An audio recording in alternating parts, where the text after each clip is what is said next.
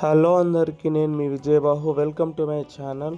So ఈరోజు మేము ఏమిటంటే బ్లాంకెట్స్ డిస్ట్రిబ్యూషన్ చేద్దామని చెప్పేసి ఫస్ట్ ఆఫ్ ఆల్ మేము షాప్కి అయితే వచ్చినాము. ఇక్కడ మదీనాలో షాప్కి అయితే వచ్చినాం అనమాట. షాప్ వచ్చి తీసుకున్నాము, మేము ఒక 10 బ్లాంకెట్స్ తీసుకున్నాము. దీనికి మెయిన్ రీజన్ ఏంటంటే మాకు ఒక 2000 సెండ్ చేసి, సార్ మీరు ఈ 2000తో మీరు ఎలానో అందరికీ ఫుడ్ అనేది పెడుతున్నారు కదా నైట్ పూట, ఈ 2000 తీసుకుని మీరు కూడా ఏదో ఒకటి చేయండి అని చెప్పేసి అన్నారనమాట.